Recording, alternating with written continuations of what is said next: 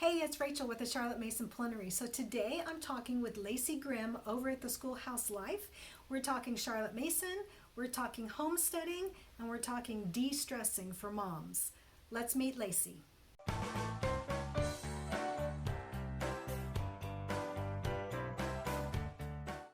Hi, Lacey. Thank you so much for joining us today. I really appreciate it. Oh, Rachel, I'm so excited. Thank you for having me. So tell us a little bit about the Schoolhouse Life and how y'all got started with homeschooling and homesteading. Oh, well, they really go hand in hand. And I'm so glad to be here amongst other people who are obsessed with learning. But that really is it. I think my husband and I have just always been very curious, and we tend to start things before we know how to do them. And experience is really how we learn stuff. So when we started having kids, it only made sense to include them in that process. There's a lot of good examples of, when we started keeping bees, we didn't take a class first. We just bought bees.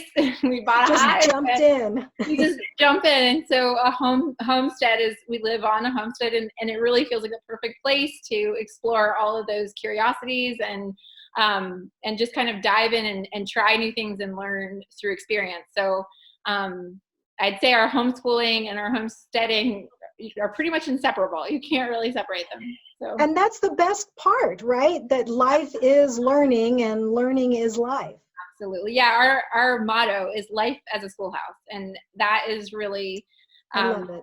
Yeah, I just believe that firmly. In fact, I blogged for several years and it was called Life as a Schoolhouse, and now it's turned into the Schoolhouse Life, but the same motto still applies. It's just, you don't really have to have any kind of formal curriculum to be able to learn. But y'all do use the Charlotte Mason method, correct? Yes, we do. Yes. So how I don't does consider that myself an expert, but we love Charlotte Mason. Yes. So how does that intertwine with everyday life? Well, so we love nature. So Charlotte Mason's sort of obsession with nature journaling and learning in nature, it fits the bill for us, hands down. When we talk about biology, we're talking about, maybe slaughtering day at the homestead, and pulling out parts and pieces of the animal, which sounds terrible to some people, but for us it's very hands-on, and our kids have this really deep and fundamental understanding of the circle of life and the pieces of life and all of that. And then of course just planting a garden and watching that play out, and that hands-on experience just really is how we feel like it settles into our soul in a deeper level. And I think Charlotte Mason is all about that hands-on kind of experience. So we love it. And we love reading and literature as a family and individually. So her obsession with literature too, or her focus on literature, I think is just something else that really is important to me.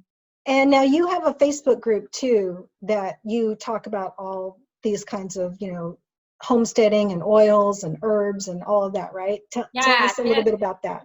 Yeah. So for example, right now we're doing like a sourdough challenge with the folks in the group, and are encouraging everyone to try to make their own sourdough starter, which we've done. And now my sourdough is actually rising right now. And that's all just been this week. So we really just want people to try new things and show how easy they are. I think a lot of times we just have this like block where, oh, that's so hard. I can't make kombucha or make my own yogurt, or, just these really simple things, or even gardening. Like we really try to dumb it down and make it so easy and accessible. And that is what the goal of our group is to build this community of people supporting each other in doing these little things that overall they add up, and they really make us feel more capable and confident and self-sufficient. So we'd love for you guys to join the self-sufficiency group with us. And that's such a good point, because sometimes we think it's too hard, but if we just have somebody to walk us through it, then it suddenly becomes simple and easy. And right? The great thing about all of these things, like making your own kombucha or making yogurt or starting a garden, all of that is science. And you can just check, we did science for the day. I love that. Yeah, and I love doing these things with our kids, because we pulled honey out of our hive the other day, and every time my child sees the jar, she's like, "We made that." She just says it over and over. Every time we open it, she's like, "It's the coolest thing that we got this from our own hives."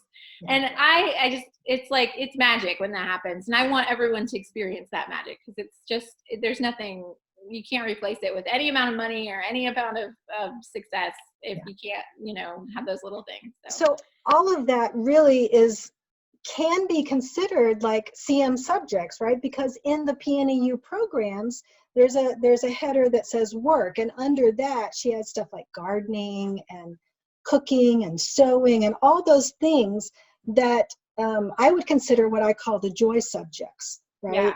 Because while you're doing them, it really brings peace and less stress and so can you talk a little bit about how those kinds of things, really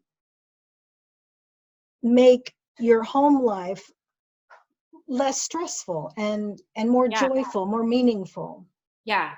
I mean, so, okay, one thing I just have to say is that I think that there's this huge lack of people feeling capable this day and age. And one of the things, or all of those things you just listed, are the simple things we take for granted. Now we go out and buy our clothes and our food, and it's all done by someone else.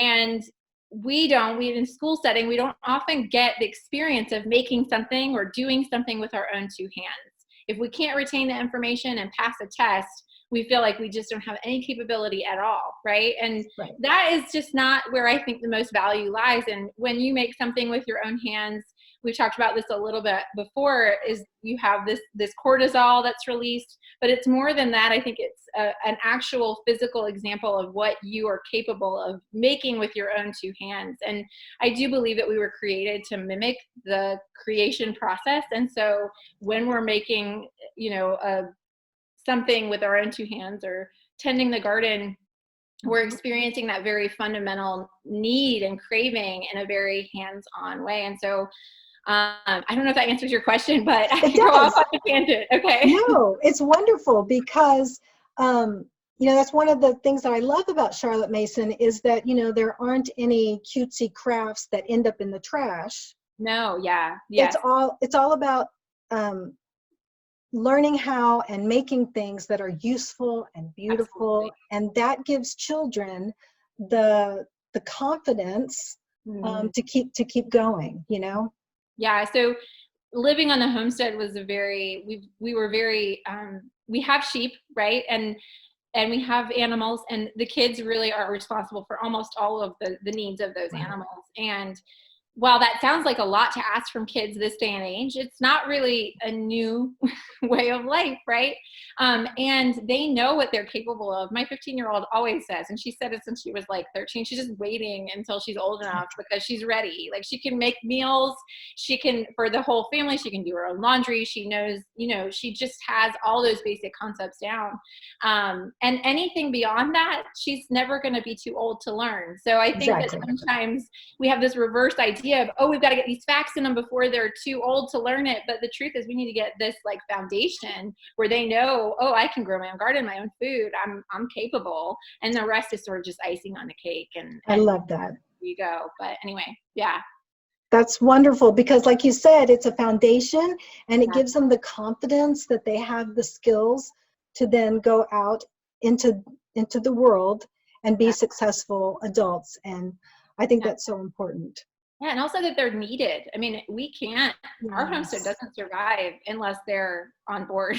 And we're a team, and they need to know that they're valuable and that, I'm not going to do all their laundry, right? And I think there's this, as a mom, it can be hard because sometimes I'm like, I should just make their lives easier. And honestly, if they feel like they're not needed to be a part of that, and I feel the same way, if I'm feeling not needed, if I feel that, every job can be done without me, I feel valueless and I feel lost. And I think a lot of people struggle now with depression and anxiety and things because they're not really sure what special thing they bring to the table. And special doesn't have to be different than making the dinner or emptying the dishwasher. Those are very valuable, right? So yes, they are. Anyway, yeah. No, I love that because I love Charlotte's view that children are born persons and that they are valuable and that they can contribute. And so often we underestimate kids. Yes. And I love that you are showing your kids their worth and their value through their hard work. I think one time somebody said this to me, I didn't even realize it at the time, but she said that she really admired how I never talked to my toddlers in baby talk. I never was like, oh, honey, you know, like none of that. And not to say that that's not fine. I'm sure it is, but there is some, I think, value in just talking freely with your kids in a really adult way. I think they understand so much more than we think they do at every age. And having open conversations is one of the things I love the most about having kids. So yeah, I think, and it's kind of called me to do that for other people too. And to kind of, that's, I think now what the Schoolhouse Life is all about, is helping other people connect with those things that maybe they didn't get early on, because I think so many of us didn't have access to experiencing hands-on creation in the way that I think we need. And those kinds of skills, yes. Yeah, yeah.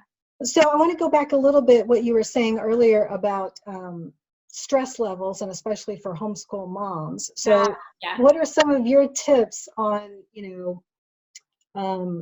decreasing our stress levels and being able to relax and be in the moment? Yes. Well, first I'm going to say I am not perfect at this. No one is perfect at this, because I think sometimes we look at some people and we're like, oh, they're so laid back and so calm. And I promise you I'm not always. And I have to recall the information that I know to be true, especially in those moments of anxiety. It can be really hard to remember. What am I supposed to do?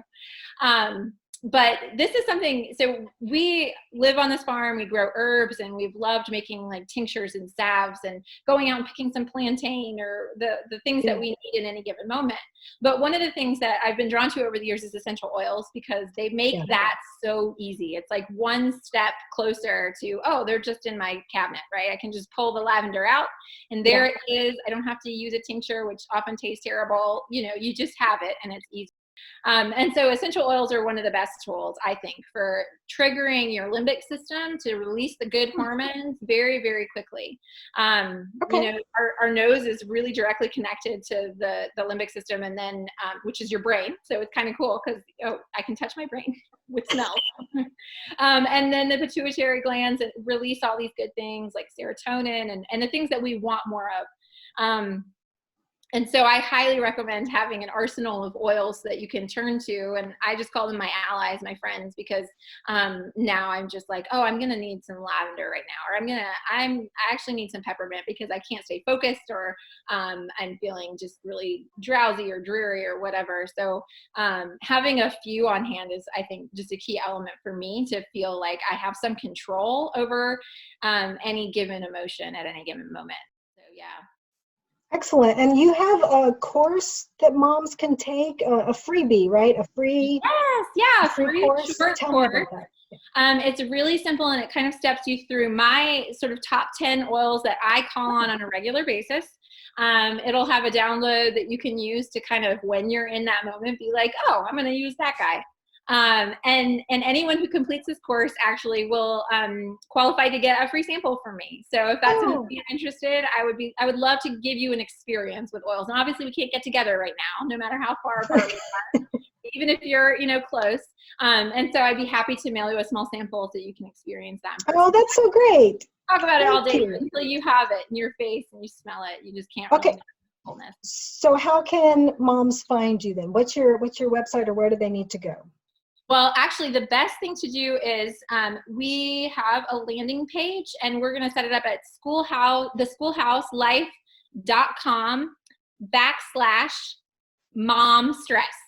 Mom stress, perfect. Mom stress. Does that work? That works. And, I think so many times we put so much expectation on ourselves, and we compare ourselves. Oh my goodness. To others. Yeah. That we really need to put ourselves first and think of ways to take care of ourselves so that we can then take care of our kids and the people that we love. So you can't pour from an empty vessel, right? Exactly. So I love that you're offering that. I really appreciate it. I really, really love how you've shown us how so much of what is Charlotte Mason can be connected to sustainable living and doing things and learning things ourselves. Thank you, Rachel. It's been an honor and a pleasure. Thank you so much. Thanks. Bye. Bye.